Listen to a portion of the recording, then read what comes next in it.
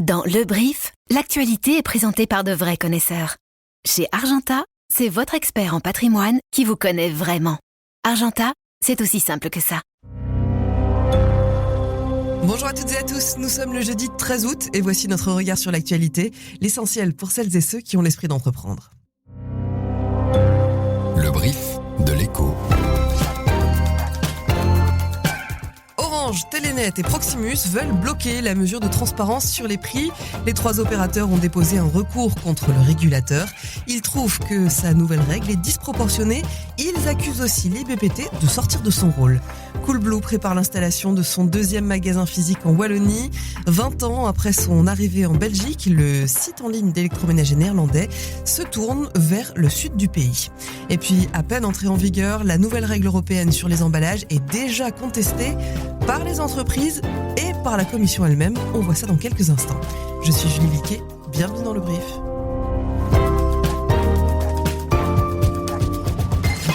Le Brief. Cette info dès 7h. Orange, Telenet et Proximus montent au front contre leur propre régulateur. Les trois géants belges des télécommunications ont déposé un recours devant la Cour des marchés. Ils veulent bloquer une nouvelle mesure de transparence tarifaire imposée par l'IBPT. Alors cette mesure proposée en février vise à élargir l'obligation de comparaison des tarifs, une obligation qui existe déjà. Du côté des opérateurs, on parle d'une mesure disproportionnée. Ils accusent même le régulateur, l'IBPT, de sortir de son rôle. Alors Arnaud Martin, tu as pris contact avec ces différents opérateurs. Qu'est-ce qu'ils reprochent exactement à cette mesure ? Le premier argument des opérateurs, c'est de dire que le régulateur, il en fait de trop. Et pour ça, ils se basent sur les normes prévues ailleurs en Europe. Et ils estiment que la Belgique irait plus loin que ce qui se fait ailleurs, et ça serait contraire à la volonté affichée, politique notamment, qui veut que on essaye d'éviter autant que possible les surréglementations. Sinon, les opérateurs, ils expliquent aussi qu'avec ce système, l'IBPT se focalise trop sur le prix, qui n'est en fait qu'un indicateur parmi d'autres quand on choisit son abonnement. Et là, effectivement, c'est un argument qu'on peut entendre au moins partiellement, puisque effectivement, il y a la vitesse, les quantités de données ou les services comme le call center, qui sont pas les mêmes en fonction des offres et qui peuvent justifier au moins partiellement des différences de prix. Et alors un dernier argument, c'est sur les dispositions qui sont déjà en place, où en gros les opérateurs estiment qu'aujourd'hui les clients ont les ressources suffisantes pour savoir s'ils veulent ou non changer d'opérateur ou d'offre. Et les clients, justement, nous, dans tout ça, ça changerait quoi pour nous si cette mesure passait ? D'un point de vue du consommateur, ça semble évidemment positif. Personne va se plaindre si on lui indique clairement que sur sa facture qu'il paye trop et quelles sont les alternatives qui existent par ailleurs. Et donc en renforçant ce système de comparaison, l'idée en fait c'est de rappeler qu'il faut régulièrement regarder sa facture. En Belgique, les consommateurs se plaignent souvent du prix des télécoms qui sont trop élevés. C'est effectivement le cas, en tout cas pour certains types de produits. Mais les consommateurs ont aussi un rôle à jouer. Et donc en faisant plus jouer la concurrence, ça renforce l'idée que les opérateurs doivent réagir. C'est d'ailleurs souvent le cas, quand tu changes d'opérateur, ton fournisseur rappelle presque systématiquement dans les jours qui suivent pour tenter de te faire revenir et parfois avec une offre plus adaptée. Merci Arnaud. La Cour des marchés, elle doit trancher d'ici la fin de l'année, mais peu importe sa décision, les opérateurs risquent de se heurter à la même mesure qui reviendra par une autre porte. Une proposition de loi qui reprend l'essentiel du texte est déjà sur la table du Parlement.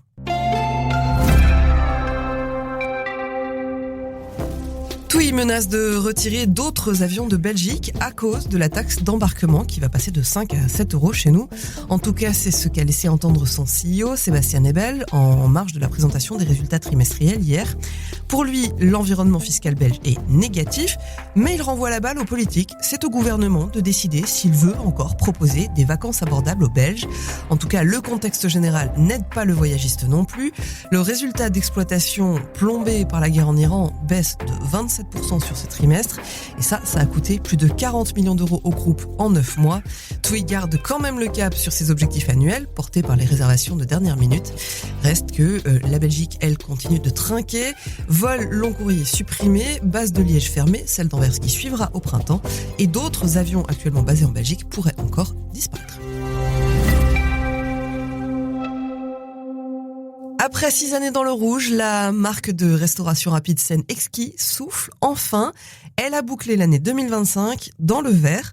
Résultat d'exploitation, bénéfice net tout est positif et c'est une première depuis 6 ans. Pourtant, le chiffre d'affaires d'Exki, lui, recule. Il recule de 9% à 38 millions d'euros. Il est plombé par le pouvoir d'achat en berne et par les coûts qui s'envolent.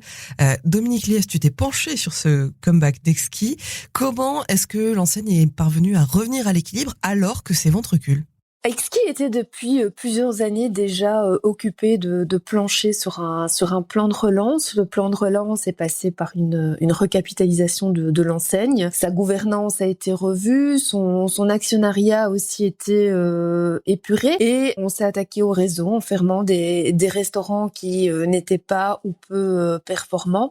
Et donc tous ces éléments mis en place ces dernières années ont permis de revenir dans le vert. Alors on est encore dans le vert pâle, parce qu'on parle quand même d'un bénéfice de 3 000 euros, mais on était quand même encore l'année passée sur une perte de 2,5 millions. Mais c'est vrai que les ventes, elles, sont encore en recul. Le patron explique notamment le contexte qui est pas évident, la crise du pouvoir d'achat, la crise énergétique, le coût des matières premières, tout ça pèse aussi sur le consommateur.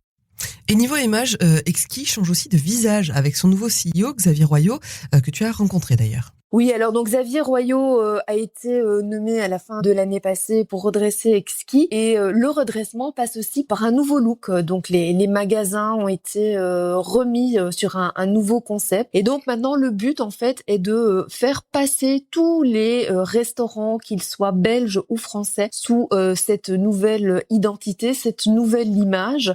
Et là aussi le CEO indique que c'est un des moyens de redynamiser les ventes.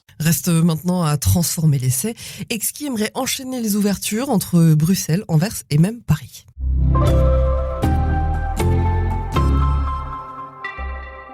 Après O'Neill en 2024, Coolblue ouvrira son 2e magasin wallon à Gosselies, près de Charleroi. Ce sera à la fin de l'automne et ce n'est qu'un début. La plateforme de vente en ligne néerlandaise compte déjà 11 magasins en Belgique et 10 autres sont annoncés dans le pays, mais sans calendrier précis. Il aura fallu à la marque presque 20 ans pour miser sur la Wallonie. Et ce n'est pas une question de langue, assure le patron belge de Coolblue, plutôt une question de temps, le temps qu'il faut pour faire connaître une marque sur un nouveau marché selon lui. Pour une entreprise née en ligne, misée sur les magasins physiques, ça peut aussi sembler à contre-courant, mais pour l'enseigne, c'est un point de contact essentiel et la stratégie paye. Coolblue a réalisé plus de 570 millions d'euros de chiffre d'affaires l'an dernier, rien qu'en Belgique.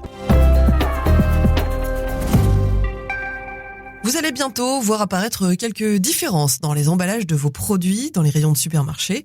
Le nouveau règlement européen sur les emballages est entré en vigueur hier. Un texte dont les prémices remontent à 2022 et au Green Deal. Le règlement a pour objectif de réduire au maximum les déchets d'emballage et de pousser l'Europe vers une véritable économie circulaire. Ça va demander pas mal de changements pour les entreprises puisque ce règlement couvre absolument tout le cycle de vie d'un emballage, de sa conception jusqu'à son recyclage, en passant bien sûr par son utilisation. Jean-Paul Bombard, c'est toi qui as décortiqué ce dossier pour l'Écho. Alors dis-nous, que vont devoir faire les entreprises pour respecter les nouvelles règles ? Elles doivent faire un tas de choses en réalité. Donc d'abord, les emballages ne doivent pas être plus grands que nécessaire. Sur chaque emballage, il faut une déclaration de conformité. Ça doit aussi être traçable jusqu'au fabricant. Et la directive prévoit alors aussi un encadrement particulier pour les substances dangereuses. On pense par exemple au PFAS par rapport à l'alimentation. Et d'autres contraintes devraient suivre d'ici 2030. Et même si sur le principe, tout le monde s'accorde à dire qu'il faut réduire notre consommation d'emballage, certaines entreprises n'accueillent pas franchement cette nouvelle directive avec beaucoup d'enthousiasme, c'est ça ?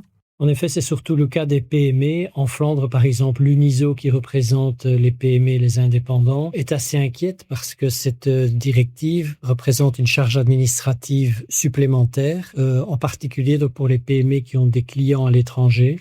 Elles seront obligées de s'enregistrer dans chaque pays où elles ont un client. Et donc, au lieu d'être une accélération du marché unique, ce sont plutôt des nouvelles entraves au marché unifié. Du côté de la FEB, la Fédération des entreprises de Belgique, on se montre plus attentiste. On insiste sur le fait que cette entrée en vigueur le 12 août n'est qu'un début, que d'autres étapes vont suivre d'ici 2030 et donc ils vont suivre la situation et ils s'abstiennent pour l'instant de tirer à boulet rouge sur cette réglementation.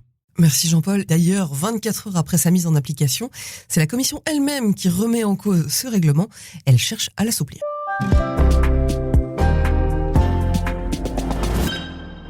Près d'une entreprise sur deux qui utilise l'intelligence artificielle s'attend à voir baisser certains salaires.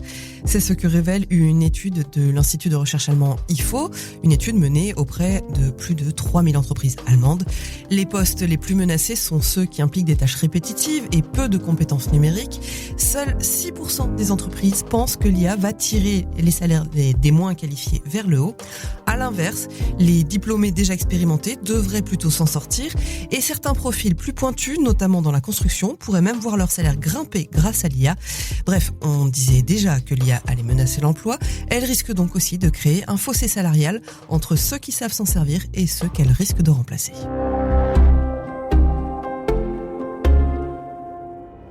Plus 160 milliards d'euros. C'est ce qu'a engrangé le fonds souverain norvégien en seulement 6 mois. En passant, c'est le plus grand fonds souverain du monde et il vient de signer une remontada phénoménale. À mi-parcours, après les 3 premiers mois de l'année, il affichait une perte de plus de 110 milliards d'euros. Finalement, en tout, sur ces 6 mois, il signe une performance de plus 9%, 9,4% même, portée par la reprise des marchés boursiers, notamment par la tech. Nvidia reste son premier investissement devant Apple, Alphabet et Microsoft. Il détient même une petite participation dans SpaceX. Résultat, fin juin, sa valeur totale dépassait les 2000 milliards d'euros. Son patron a quand même reconnu qu'aucun pays dans l'histoire n'était parvenu à conserver durablement une fortune aussi importante. C'est la fin de ce brief. À la préparation aujourd'hui, il y avait Enzo Codutti. On se retrouve demain pour un nouvel épisode. D'ici là, prenez soin de vous. Après quelques jours de répit, la vague de chaleur reprend aujourd'hui. Alors, restez au frais si vous le pouvez.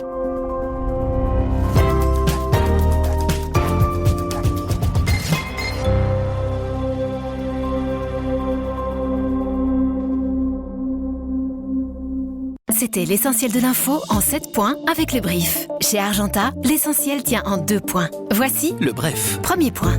Nous rendons le personal banking vraiment personnalisé, grâce à des conseils financiers à taille humaine, également pour les grands patrimoines. Deuxième point. Des investissements exclusifs et un banquier qui vous connaît. Voici comment nous faisons la différence chez Argenta, avec des conseils qui vous correspondent vraiment. C'était le bref d'Argenta. C'est aussi simple que ça.